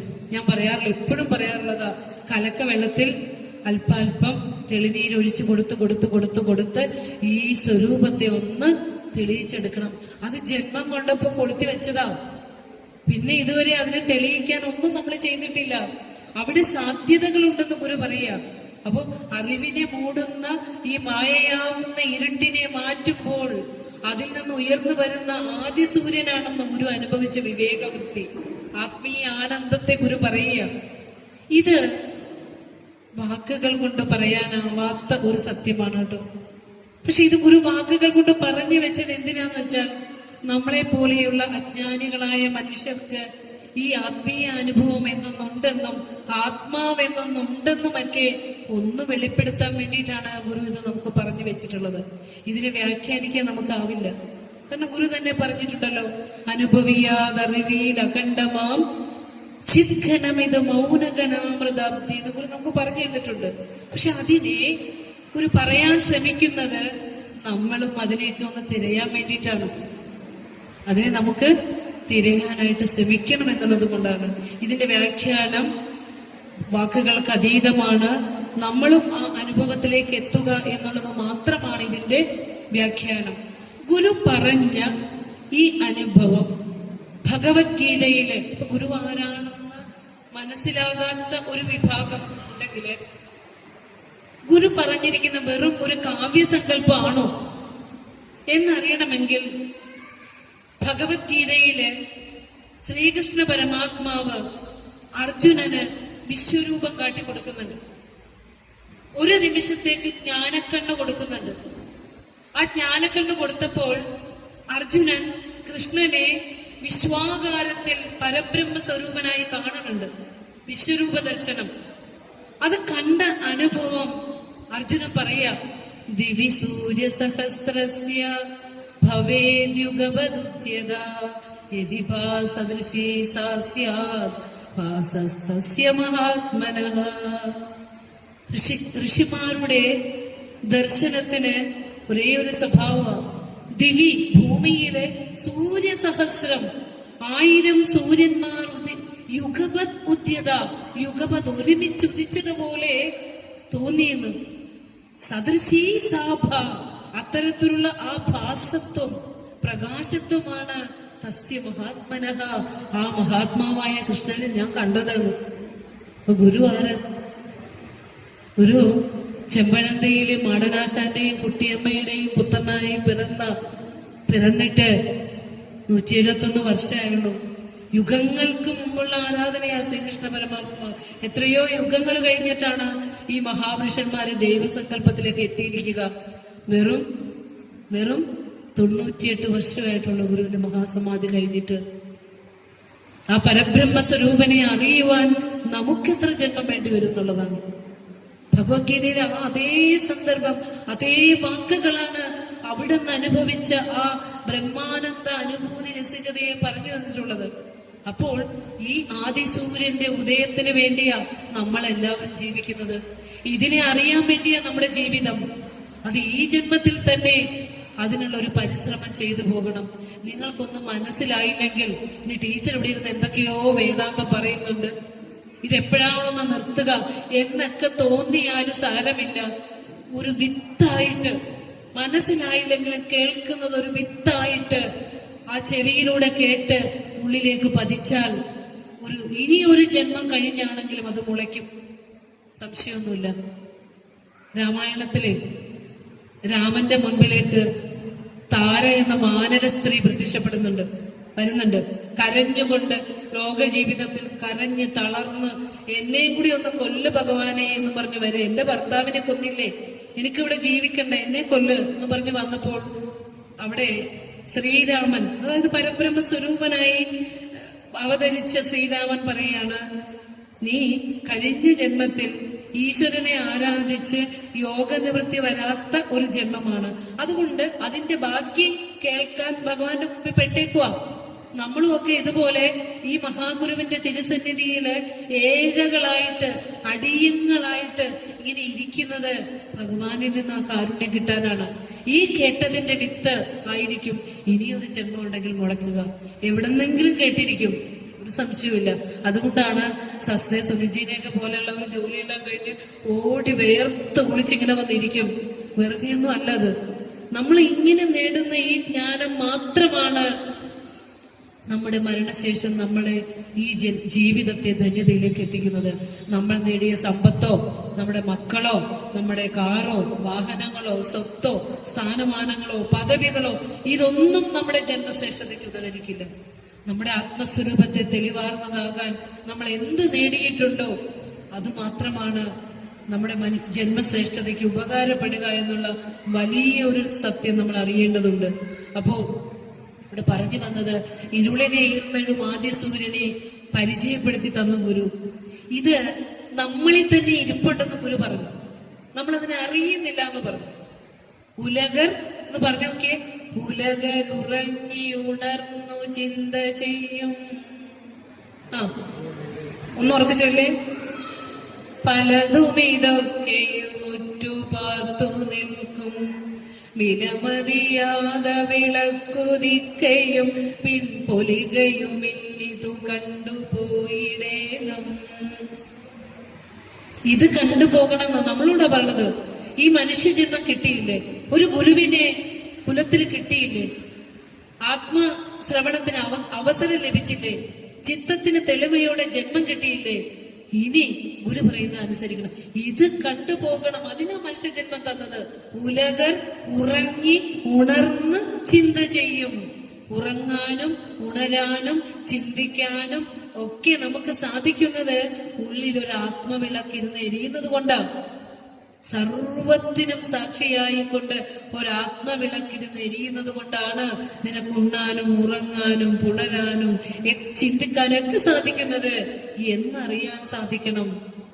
ആ വിലമതിയാത്ത വിളക്കിനെ, അനാദിയായ വിളക്കിനെ, ആർക്കും കെടുത്താനാവാത്ത ആ വിളക്കിനെ അറിയാനാണ് മനുഷ്യ ജീവിതം. ഇത് കണ്ടുപോയിരണം എന്ന് ഗുരു നമ്മൾ പറഞ്ഞു. ഇപ്പോ ശ്രീരാമകൃഷ്ണദേവനൊക്കെ പറയുന്ന ഒരു ഉദാഹരണമുണ്ട്. സാമ്പാർ തിളയ്ക്കുമ്പോ വെണ്ടയ്ക്കയും തക്കാളിയും അല്ലെ ഒരു കിഴങ്ങും ഒക്കെ ഇങ്ങനെ കടന്നു എന്ത് തുള്ളിച്ചാട്ടാണ്, വല്ലാതെ തിളച്ചു മറിഞ്ഞ് നൃത്തം ചെയ്യുന്നുണ്ട്.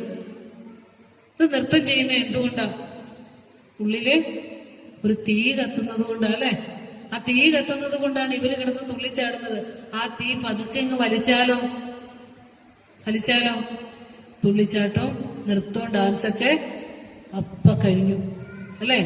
അപ്പ കഴിഞ്ഞു. ഇത് തന്നെ ഗുരു പറഞ്ഞുള്ളൂ. ഇതിനൊക്കെ സാധിക്കുന്ന ഒരു എന്താ പറയാ ആ അഗ്നി എരിയുന്നത് കൊണ്ടാണ് നമുക്കിങ്ങനെ എന്താ പറയാ കളിച്ചും പുളച്ചും സുഖിച്ചും രസിച്ചും ഒക്കെ നടക്കാൻ സാധിക്കുന്നത് എന്ന് അറിയണ്ടേ? ഇതിനെ അറിഞ്ഞു പോകാനാണ് ഗുരു പറയുന്നത്. അനേകം ഉപനിഷത്തുക്കളുടെ സത്തയെ എടുത്തു വെച്ചിട്ട് ഗുരു പറഞ്ഞു തന്നെ.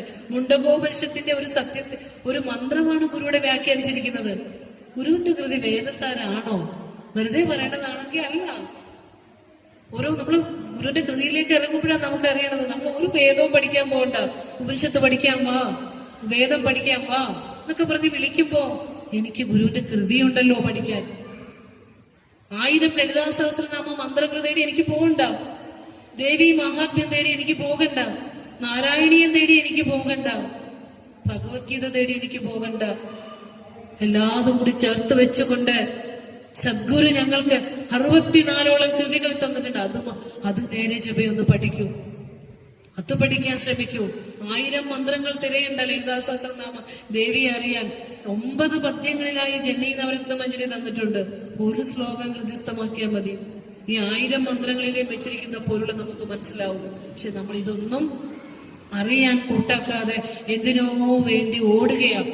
ഒരു കാര്യം അറിയണം, എന്ത് നമ്മൾ പഠിച്ചാലും, ഫാഷന് വേണ്ടി പഠിച്ചാലും, എങ്ങനെ പഠിച്ചാലും ഉള്ളിൽ വെളിവ് വരുന്നില്ലെങ്കിൽ, ഉള്ളിൽ അതിന്റെ പ്രകാശം വരുന്നില്ലെങ്കിൽ നമ്മൾ എന്ത് പഠിച്ചിട്ടും ഒരു പ്രയോജനമില്ല.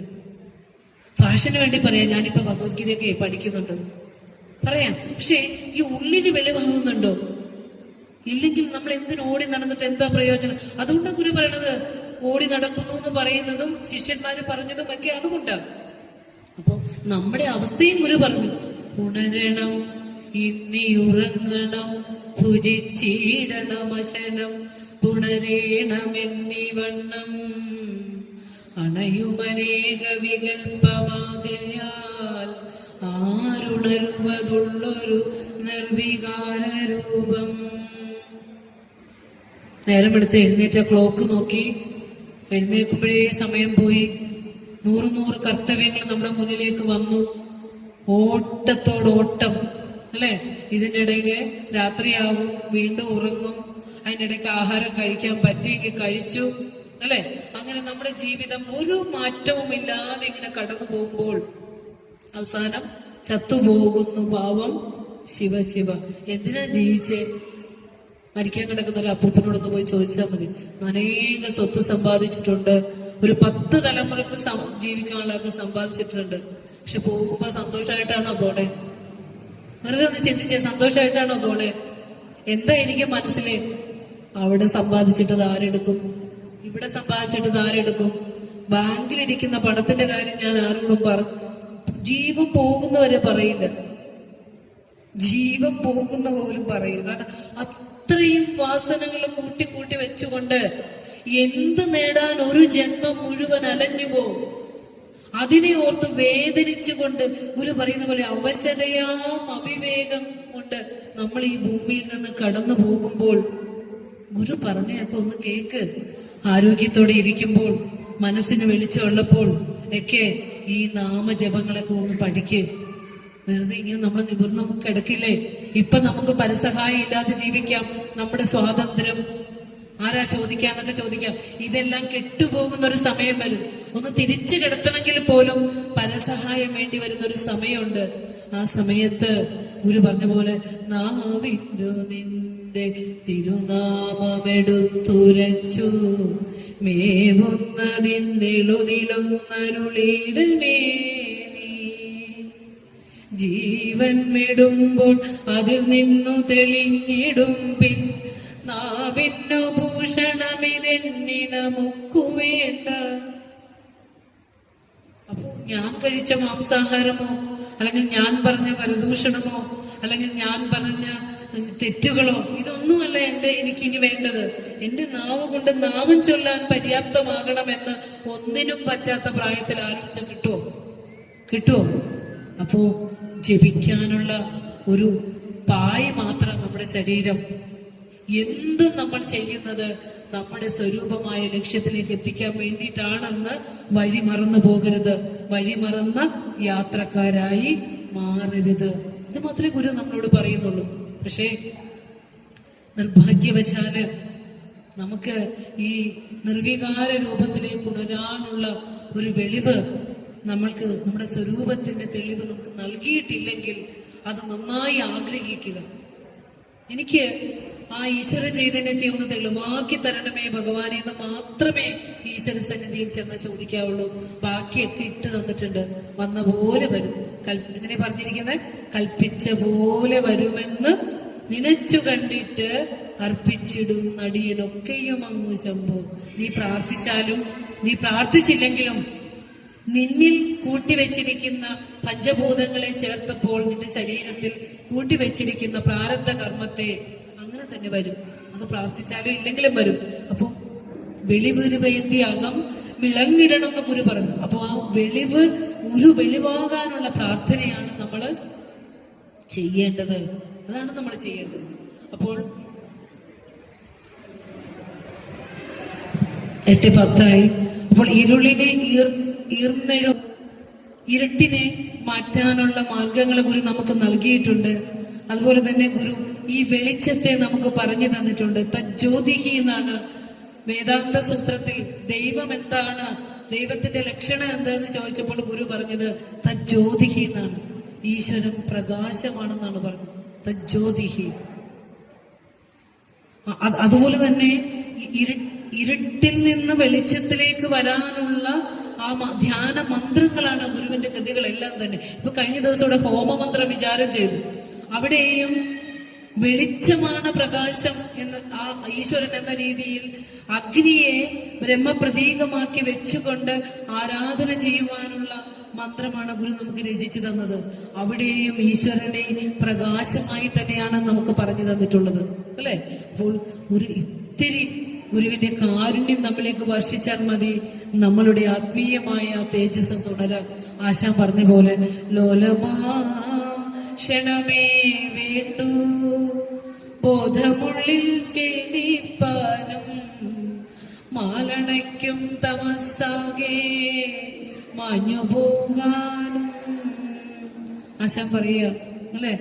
ആധാര ബ്രഹ്മമാരാജ്ഞ അഖിലമതിലടക്കി കളഞ്ഞങ്ങ് നിൽക്കും മേധാവി പ്രൗഢനും തന്നഴിവിലതിരഴിഞ്ഞന്തനായന്തരിക്കും വേദാവോതുന്ന വേദം മുഴുവനറികിലും, അല്ലെ? ബോധാചാര്യക്കടൽ ചെങ്കമലം അതിനടിക്കാണ് നിർവാണലോകം. ഒരു പറഞ്ഞിരിക്കുക, വേദങ്ങൾ മുഴുവൻ പഠിച്ചുകൊണ്ട് നടന്നാലും ബോധോദയം ഉണ്ടായില്ലെങ്കിൽ ഒരു പ്രയോജനമില്ല. പഠിക്കുന്നത് കൊണ്ട് പ്രയോജനം ഉണ്ടാകണമെങ്കിൽ അത് തെളിയണം. അതുകൊണ്ട് പരമാത്മജ്ഞാനം ഇരിക്കുന്നത്, എത്ര വേല ചെയ്താലും പരമാത്മജ്ഞാനം ഇരിക്കുന്നത് പരമഗുരുവിന്റെ തൃപ്പദത്താരിണ പാതാരവിന്ദങ്ങളിലാണ് എന്ന് ആശാൻ ഓർമ്മിക്കാനായിട്ട് പറഞ്ഞു തരാനായിട്ട് മറന്നു പോകുന്നില്ല.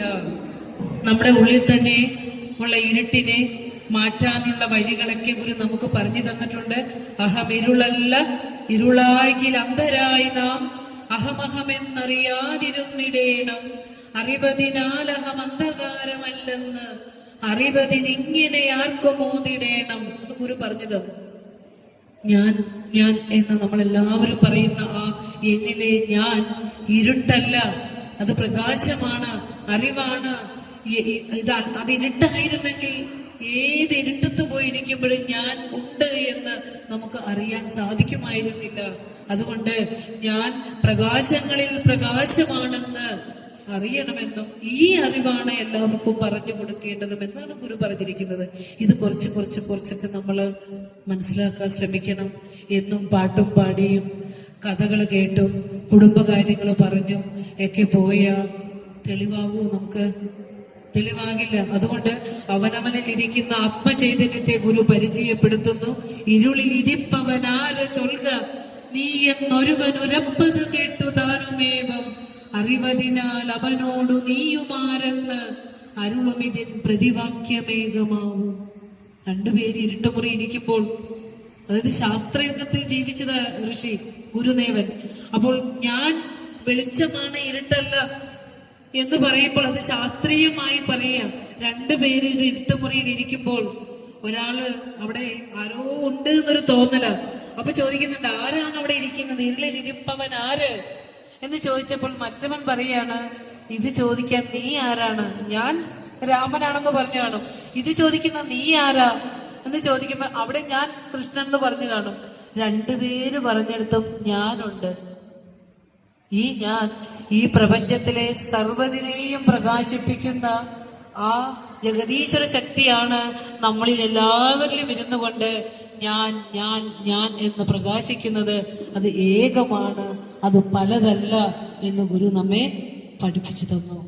അതുകൊണ്ട് ഈശ്വരനെ തേടിയാണ് നമ്മൾ നടക്കണമെങ്കിൽ, ഭൗതിക സുഖഭോഗങ്ങൾ തേടിയാണ് നമ്മൾ നടക്കണമെങ്കിൽ ആ ഇരുട്ടിനിയും മേടിച്ചു വെക്കാതിരിക്കുക.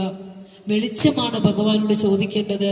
വെളിച്ചത്തിലും വലിയ വെളിച്ചം, സൂര്യനെ പോലും പ്രകാശിപ്പിക്കാൻ കഴിവുള്ള വെളിച്ചം നമ്മളിൽ കൊടുത്തു വെച്ചിട്ടുണ്ട് ഈശ്വരൻ, ജഗദീശ്വരൻ എന്ന് അറിഞ്ഞുകൊണ്ട് ആ വെളിച്ചത്തെ അറിയാനുള്ളൊരു യാത്ര ചെയ്യാൻ നമുക്കാകട്ടെ. അതിന് ഗുരുവിന്റെ കൃതികൾ വെളിച്ചമായി നമ്മോടൊപ്പം ഉണ്ടാവട്ടെ എന്ന് പറഞ്ഞുകൊണ്ട് ഈ വാക്കുകൾ അത്രയും ഗുരുപാദങ്ങളിൽ സമർപ്പിക്കുന്നു. എന്നെ ശ്രവിച്ച ശ്രോതാക്കൾക്ക് ഏവർക്കും നന്ദി പറഞ്ഞുകൊണ്ട് നിർത്തട്ടെ. ഗുരുവോം തത്സത്.